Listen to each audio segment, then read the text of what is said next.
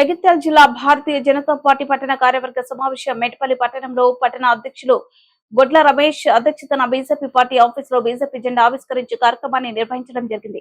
ఈ కార్యక్రమానికి ముఖ్య అతిథిగా డాక్టర్ చిట్నేని రాఘవేంద్రరావు రావడం జరిగింది. రఘు మాట్లాడుతూ ఎమ్మెల్యే ఎంపీ ఎన్నికల్లో పార్టీ కోసం కష్టపడ్డ కార్యకర్తలకు నాయకులకు వారికి అన్ని విధాలుగా అండగా ఉండి వారిని కౌన్సిలర్ గా గెలిపించుకుంటామని మున్సిపల్ చైర్మన్ బీజేపీ కైవసం చేసుకుంటుందని వారు ధీమా వ్యక్తం చేయడం జరిగింది. కేంద్ర ప్రభుత్వం ప్రవేశపెట్టిన బడ్జెట్ పేద మధ్యతరగతి రైతులకు చిరు వ్యాపారులకు సంతోషాన్ని కలిగించిందని తెలంగాణ కాంగ్రెస్ ప్రభుత్వం ఎన్నికల మేనిఫెస్టోలో ఇచ్చినటువంటి 6 గ్యారెంటీలలో నామమాత్రంగా 1-2 పథకాలను నిర్వహిస్తూ ప్రజలను మోసం చేస్తుందని 6 గ్యారెంటీలను తక్షణమే అమలు చేయాలని కోరడం జరిగింది.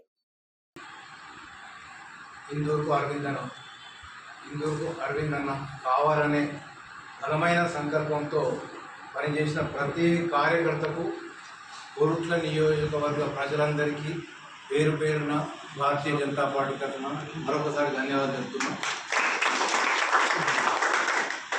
ఇలా సమస్యలు మనకు ఆల్మోస్ట్ ఎజెండా ఏదో మనం చెప్పింది. ఇప్పుడు వచ్చే ఏవైతే మన ఎలక్షన్స్ ఉన్నాయో ఎవరైతే నిలబడతాం అనుకుంటుందో, ఎందుకంటే మెట్పల్లి పట్టణ ప్రజలు కానీ కోరుట్ల పట్టణ ప్రజలు కానీ మన కోరుట్ల నియోజకవర్గ ప్రజలందరూ భారతీయ జనతా పార్టీ వైపు చూస్తున్నారు. అది మనకు అసెంబ్లీలో ప్రూవ్ అయింది, పార్లమెంట్లో ప్రూవ్ అయింది. ఎందుకంటే మెట్పల్లి మనకు టౌన్ లీడ్ ఇచ్చింది. అంటే మీరు నిలబడతా అన్న కార్యకర్తలు ఎవరైతే ఉన్నారో ఖచ్చితంగా కౌన్సిలర్గా నిలబడతా అన్న కార్యకర్త భారతీయ జనతా పార్టీ నుంచి సీరియస్గా అయితే మనం ప్రతి వార్డులో ప్రాపర్గా పనిచేయగలిగితే ఖచ్చితంగా ఈసారి మున్సిపల్ మనమే కైవసం చేసుకుంటాం. ఎందుకంటే మీ అందరికీ ఒక టీం ఉంది వాస్తవం. ఎందుకంటే సలహాలకు కోర్టు నుంచి ఇంట్లో ఇబ్బంది ఉన్నా, పోలీస్ స్టేషన్ ఇబ్బంది ఉన్నా కానీ వడపల్లి సింగ్ గారు ఉన్నారు, నరేంద్ర రెడ్డి గారు ఉన్నారు, ఇద్దరు సీనియర్ అడ్వకేట్స్ ఉన్నారు టౌన్లో. పార్టీ పరంగా పోతే ఖచ్చితంగా హెల్ప్ చేస్తారు. ఒక బిజీ ఉన్న టైంలో మనం మాట్లాడేందుకు ఉండవలసింది చెప్పింది. నేనే కాకపోతే కూడా అన్నీ చెప్పాను, ట్రాన్స్ఫర్ తొందర అటెండ్ కావాలి మీకు కష్టంగా అని చెప్పి. అటువంటిది అన్న అన్ఎక్స్పెక్టెడ్ వెళ్ళిపోయింది. ఎవరు ఇక్కడ నెగ్లెక్ట్ చేసడానికి ఉండదు. అవి నా నోటికి పోయడానికి కొంత టైం పడుతుంది.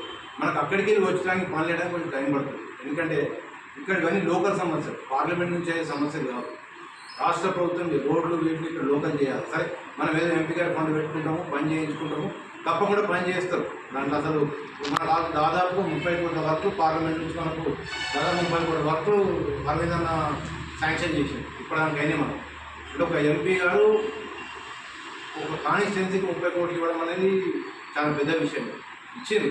అంటే ఇది మన నోటీస్, కొంతమంది నోటీస్ పోలేక కొంతమంది తెలియక మాట్లాడే విషయాలు తప్ప ఖచ్చితంగా చిన్న విషయం కోసం నోటీస్ పోదు.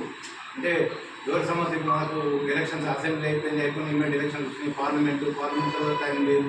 ఇప్పుడు ఖచ్చితంగా మీరు అన్నట్టు ప్రతి పనిని ఛాలెంజ్గా తీసుకొని అరవింద్ అన్న సహకారంతో అందరూ ఇక్కడ ఏవైతే మనకు పట్టణ సమస్యలు ఉన్నాయో, ఏవైతే మీకు ఎవరెవరు గెలవడానికి ఇబ్బందులు ఉన్నా కానీ వీటన్నిటికీ అరవింద్ అన్న నోటికి తీసుకెళ్దాం. అరవింద్ అన్న అధ్యక్షతనే మనం ఇక్కడ మున్సిపల్ కోట్ల కానీ మెట్పల్లి కానీ ఖచ్చితంగా ప్లాన్ చేయబడుతుంది. ఖచ్చితంగా మనం గెలిచి తీరుతాం. వడపల్లి శ్రీనివాస్ గారు, యాదగిరి బాబు గారు, సుబ్రహ్మణ్యం గారు, మోకెల్లంగ గారు, మిగతా వాళ్ళ నుంచి వచ్చిన బూత్ అధ్యక్షులు కానీ వాళ్ళకి నుంచి ఇన్ఛార్జ్ వచ్చిన వాళ్ళందరికీ నేను హృదయపూర్వకంగా తెలియజేస్తుంది.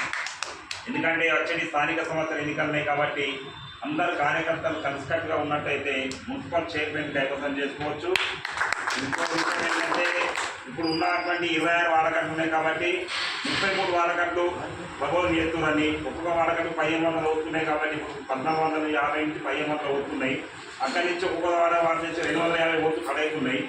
వాడకట్లు ఏ వాడకట్టు డీటెయిల్ కూడా తెలుస్తలేదు. కాబట్టి వాడకల్లో మాత్రం ఖచ్చితంగా రిజర్వేషన్ కూడా మహిళా రిజర్వేషన్ అయితే తెలియదు, జెంట్స్ రిజర్వేషన్ అయితే తెలియదు. మరి మహిళా 20 పోటీ చేస్తాను, జెంట్స్ పోటీ చేస్తాను కూడా ఇళ్ళైనా ఖచ్చితంగా పోటీ చేసి గెలవాలి. కాబట్టి మనం 15 కౌన్సిలర్లు ఖచ్చితంగా గెలిస్తే మనం మున్సిపల్ కైవసం చేసుకోవచ్చు. ఎందుకంటే దీని ముఖ్య విషయం ఏంటంటే లోకల్లో స్థానిక సంస్థల ఎన్నికలు ఉన్న కౌన్సిలర్లు అందరి కౌన్సిలర్గా వ్యతిరేకత అనేది ఉంటుంది.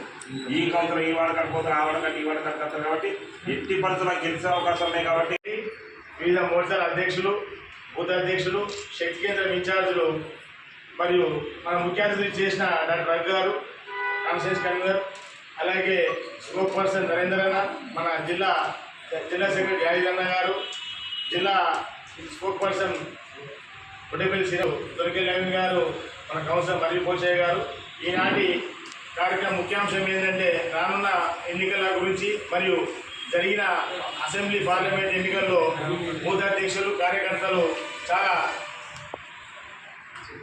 చక్కగా పనిచేసారు. ఈ 2 ఎన్నికల్లో చాలా పార్టీకి మెజారిటీ రావడం జరిగింది.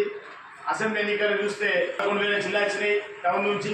అదే పార్లమెంట్ సెగ్మెంట్ చూసుకుంటే మనకు 16,941 వచ్చింది. కాన్స్టిట్యూన్సీలో 7,000 మెజారిటీ వచ్చింది. మనకు ఏ మండల ప్రాంతి మన టౌన్లో ఇచ్చేసాము అత్యధిక మెజారిటీకి అరవిందన్నకు. సో సంతోషం వ్యక్తం చేసిండు. కార్యకర్తలు కానీ బూత్ అధ్యక్షులు కానీ చక్కగా పనిచేసిండు.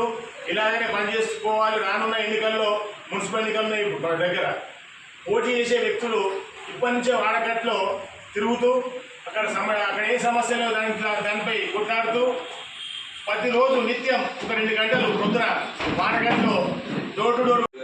జిల్లా అధికార ప్రతినిధి వడ్డపల్లి శ్రీనంద గారికి, సీనియర్ లీడరు, మంచి కౌన్సిలర్ మరి పోచన్న గారికి, రాష్ట్ర కార్యవర్గ సభ్యుడు దుర్గల్ నవీన్ గారికి, ఉన్న మహిళా సోదరిమణులకు, పట్టణ శాఖ కార్యకర్తలకు, బూత్ అధ్యక్షులకు అందరికీ పేరు పేరున నా యొక్క నమస్కారాలు. ఏదైతే వ్యవసాయ తీర్మానాన్ని ప్రవేశపెట్టమని గొడ్డ రమేష్ గారు చెప్పారు. ఎందుకంటే ఇప్పుడు మెట్పల్లి టౌన్ అయినా కూడా చుట్టుపక్కల వాడలు కానీ వ్యవసాయ ఆధారిత కుటుంబాలు కూడా ఇక్కడ ఎక్కువ ఉన్నాయి.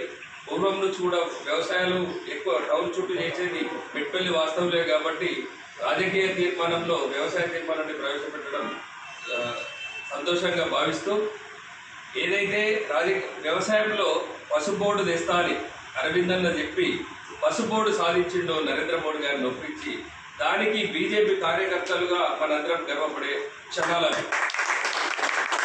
అట్లాగే మన జిల్లాలో మన తెలంగాణ రాష్ట్రంలో 6 షుగర్ ఫ్యాక్టరీలు మూతపడ్డాయి.